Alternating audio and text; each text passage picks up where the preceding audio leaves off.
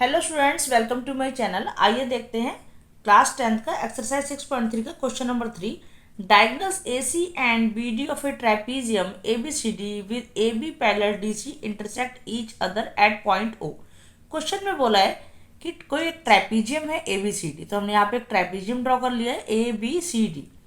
यहाँ पर क्या दिया है, AC एंड BD क्या है, डायगोनल्स है। AC एंड BD क्या है, diagonals with AB parallel DC। यहाँ पर AB जा रही है लाइन पैरेलल DC के, क्योंकि ट्रेपीजियम में क्या होता है, 2 पैरेलल साइड्स होती है और 2 नॉन पैरेलल साइड्स होती है।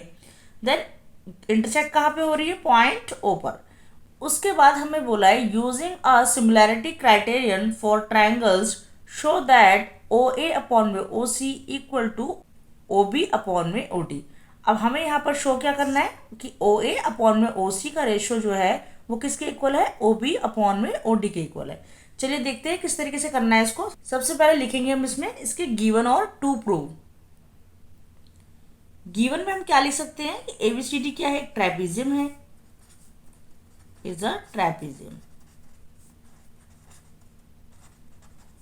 इतना लिखने से हमारा काम चल जाएगा। हमें पता है कि अगर ABCD ट्रेपीजियम होगा तो AC एंड BD ही उसके डायगोनल्स आएंगे।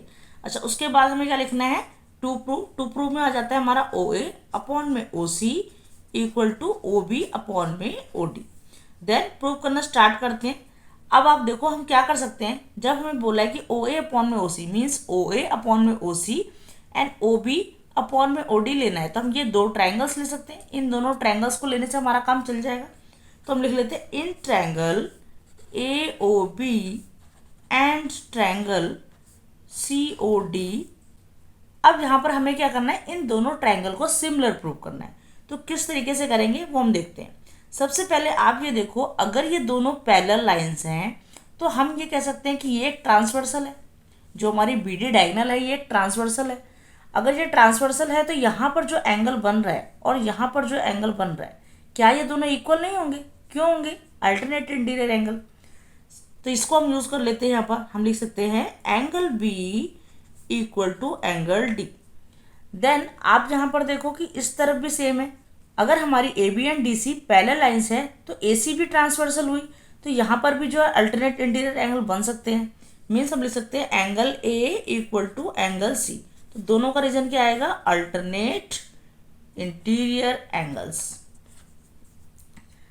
नेक्स्ट देखो, यहाँ पर हम इस एंगल को कैसे प्रूव कर सकते हैं, ये एंगल और ये एंगल ये दोनों इक्वल हो सकते हैं। कैसे? दोनों क्या हैं, आप सोचिए दोनों क्या हैं ये, यस ये दोनों है वर्टिकली अपोजिट एंगल। तो हम लिख सकते हैं कि angle AOB equal to angle COD। क्या रीजन होगा, वर्टिकली अपोजिट एंगल्स। VOA लिख सकते हैं इसको शॉर्ट में। तो यहाँ पर हमने क्या किया, कौन से क्राइटेरिया का यूज़ किया, एंगल एंगल एंगल का। हमें पता है कि कौन से क्राइटेरिया होते हैं, एक होता है हमारा एंगल एंगल एंगल, दूसरा होता है कि अगर कोई हमें 3 एंगल नहीं मिल रहे तो अगर हमें 2 एंगल मिल जाए तो भी हमारा काम हो सकता है।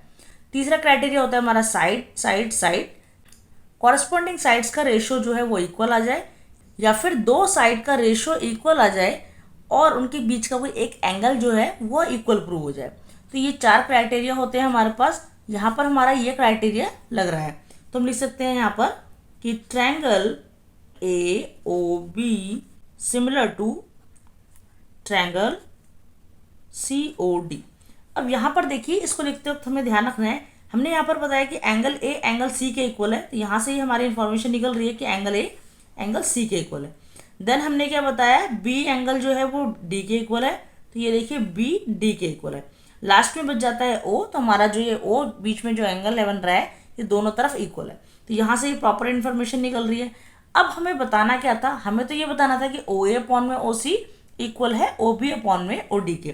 तो हमें ये पता है कि अगर ये दोनों ट्रायंगल सिमिलर हैं तो इनकी कॉरस्पॉन्डिंग साइड्स का रेशियो भी इक्वल होगा।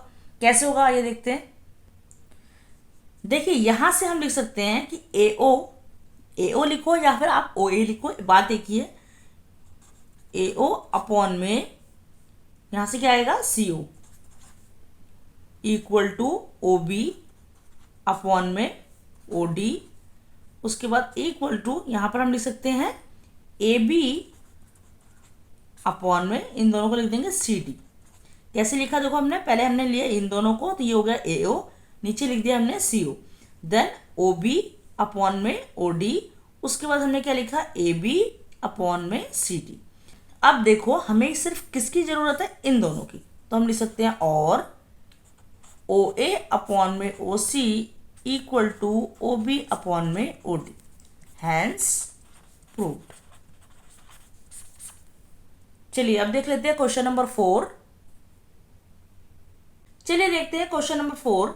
इन फिगर क्यू आर अपॉन में Q S equal to Q T upon में P are.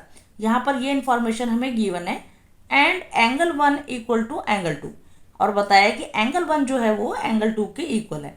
Show that triangle P Q S is similar to triangle T Q R. Means कौन सा triangle, P Q S, means ये वाला triangle P Q S ये similar है किससे, इस बड़े वाले ट्रायंगल के टी क्यू आर के। तो ये हमें बताना है, तो किस तरीके से बता सकते हैं, देखो सॉल्यूशन स्टार्ट करते हैं। सबसे पहले हम लिखेंगे गिवन और टू प्रूव। गिवन में क्या आ जाएगा हमारा, यहाँ पर क्यू आर अपॉन में क्यू एस इक्वल टू है क्यू टी अपॉन में पी आर के, एंड एंगल 1 इक्वल है हमारा एंगल 2। और टू प्रूव में हमें क्या लिखना है, triangle P Q S is similar to triangle T Q R. चलिए देखते हैं किस तरीके से करना है इसको। हमें क्या गिवन है कि Q R upon Q S का रेशो जो है वो Q T upon P R के इक्वल है।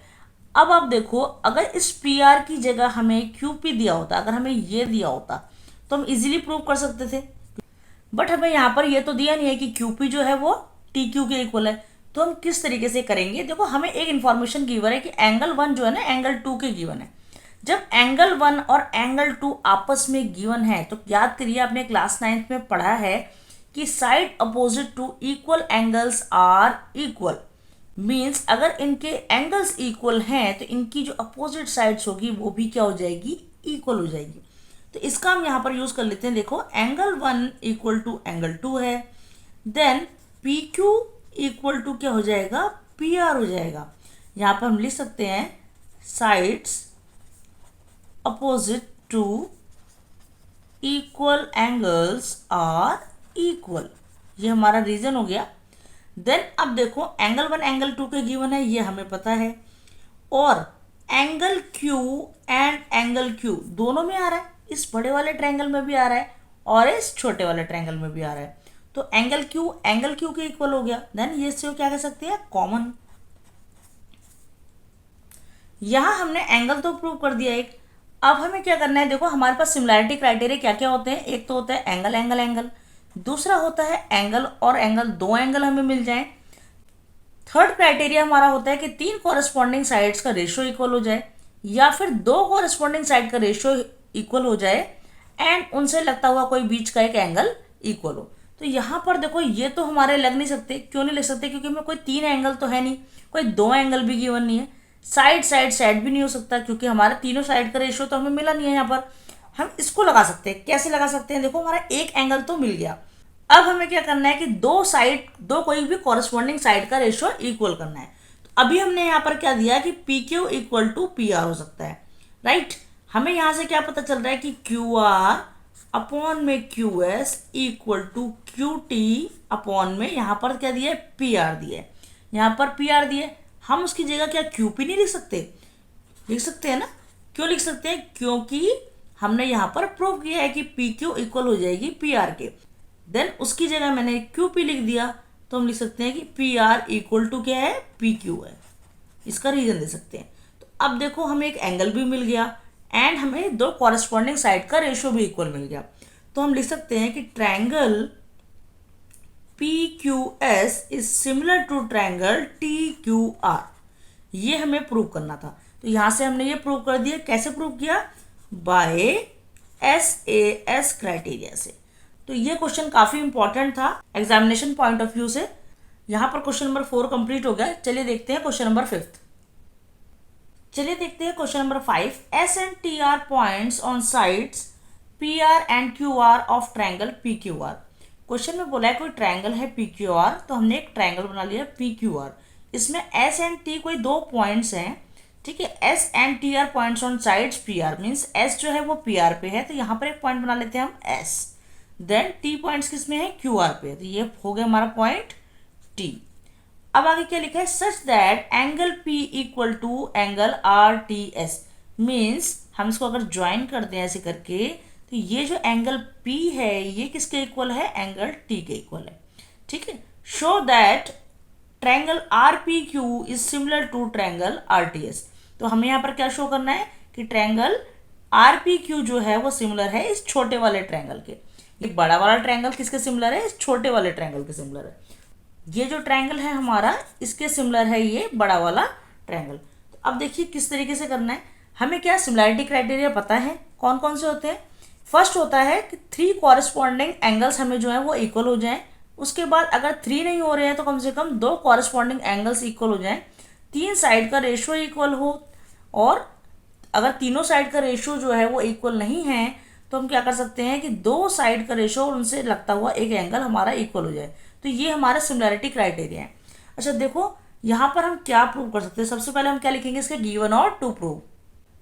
गिवन में देखिए हम क्या लिख सकते हैं, हम लिख सकते हैं ना कि एंगल P इक्वल है एंगल आर टी एस की, एंड प्रूव क्या करना है, हम triangle R P Q is similar to triangle R T S.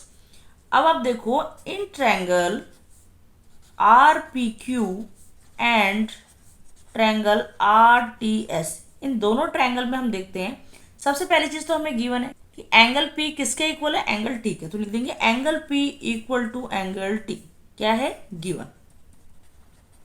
यहाँ पे RTS है तो हम क्या लेते हैं, बीच वाला एंगल लेते हैं। अब देखो दूसरा, अगर आप इस ट्रायंगल को देखो और इस ट्रायंगल को देखो, आपको दोनों में एक चीज कॉमन नजर आ रही होगी, वो क्या है, वो है हमारा एंगल R। बड़े वाले ट्रायंगल में भी एंगल R आ रहा है और छोटे वाले ट्रायंगल में भी हमारा ये एंगल आ रहा है, तो हम क्या कर सकते हैं, angle R equal to angle R क्या लिख सकते हैं, कॉमन। तो अब हमें तीसरा एंगल निकालने की जरूरत नहीं है, क्योंकि हमें इस सिमिलैरिटी क्राइटेरिया से ये प्रूव कर सकते हैं कि ये ट्रायंगल दोनों जो क्या है सिमिलर है। तो लिख सकते हैं triangle R P Q is similar to triangle R T S by angle similarity criteria से। तो आई होप आपको ये क्वेश्चन समझ में आए होंगे। वीडियो अच्छी लगी तो प्लीज़ लाइक करें, फ्रेंड्स को शेयर करें और चैनल को सब्सक्राइब करना ना भूलें। Thanks for watching.